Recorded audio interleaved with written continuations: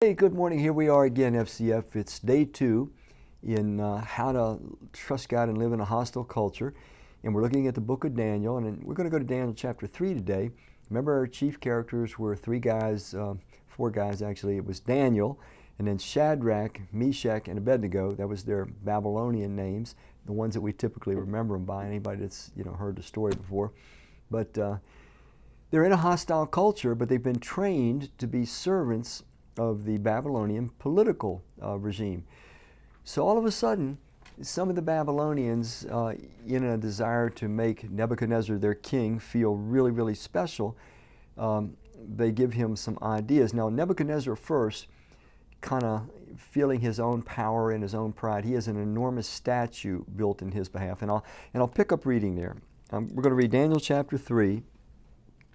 I'm probably going to have to read verses 1 and then 4 through 6, and then I'll pick up and read some others. So let's go to chapter 3, verse 1.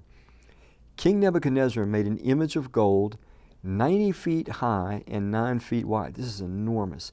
And he set it up on the plain of Dura in the province of Babylon. Verse 4.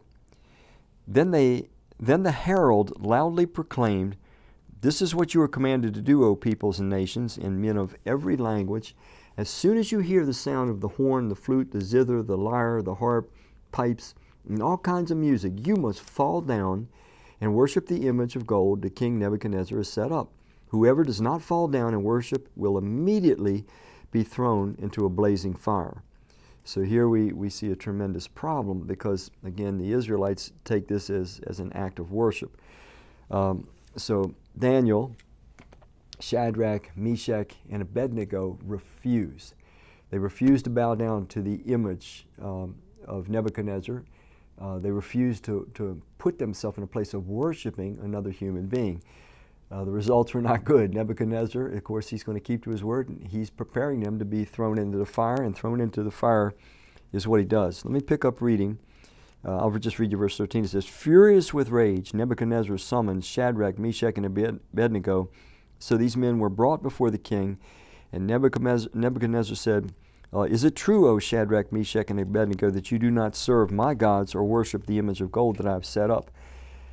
The answer is really pretty cool. Shadrach, Meshach, and Abednego replied to the king, "O Nebuchadnezzar," this is verse 16, "we do not need to defend ourselves before you in this matter.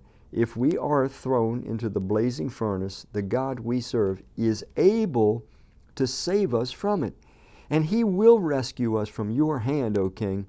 But even if he does not," you got to get that part, verse 18, "even if he does not, we want you to know, O king, that we will not serve your gods or worship the image of gold you have set up." Well, the story goes that he has them thrown into the fire, and then I'm going to pick up reading in verse 25. So Shadrach, Meshach, and Abednego are in the fire. Verse 25, and this is Nebuchadnezzar, he said, "Look," he said, "I see 4 men walking around in the fire, unbound and unharmed, and the 4th looks like a son of the gods." Nebuchadnezzar then approached the opening of the blazing furnace and shouted, "Shadrach, Meshach, and Abednego, servants of the Most High God, come out, come here." So Shadrach, Meshach, and Abednego came out of the fire, and the satraps and the prefects and the governors and the royal advisors crowded around them. They saw that the fire had not harmed their bodies, nor was a hair of their heads singed, their robes were not scorched, and there was no smell of fire on them. Listen to this. Then Nebuchadnezzar, verse 28, he said, "Praise be to the God of Shadrach, Meshach, and Abednego, who has sent his angel and rescued his servants." Listen to this. "They trusted in him and defied the king's command, and were willing to give up their lives rather than serve or worship any god except their own." So he goes on to make a decree that anybody that speaks bad about their God will find themselves in the flames. So here we see this. When we are being victimized by our culture, victimized by our government perhaps, God comes to the rescue of his people that are being victimized. Now, in this case, it's a wonderful, extraordinary, supernatural occurrence, but I want you to go back to the words of Shadrach, Meshach, and Abednego. They knew this was no slam dunk. They knew this was no guarantee.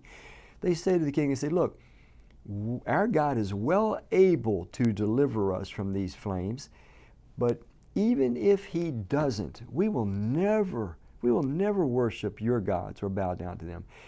And this is where we have to draw the line for ourselves. Culture may try to exert some penalty, some pressure on us to get us to succumb to their morals, their values, their will, their ways, their gods.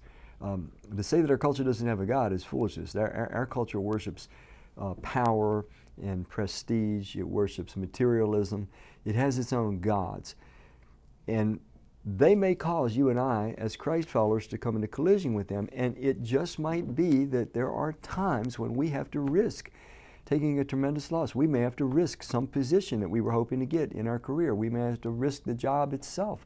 We may have to risk our livelihood. There can be any number of things that may have to be risked. We may have to risk our popularity, our reputation with friends, even family.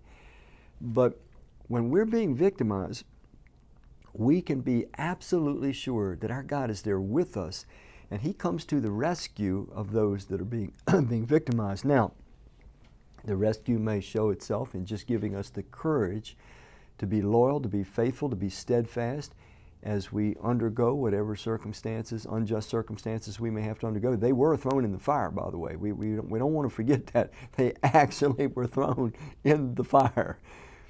But they stayed faithful to God, and God protected them. He may protect us from the fire, or as they said, even if He doesn't. There are certain things that human beings need to be clear about. What are we going to not have any give on? What is a line that we have within our soul that we will say, no, we're going to be loyal to God, not to man, no matter what the cost. We need to be clear on that. But we need to always know that when we're being victimized, God is for us, God is with us, and He will deliver us in one way or another. Whether it's from the circumstance or through the circumstance, God will deliver us. He's the God of the victimized. Thank you.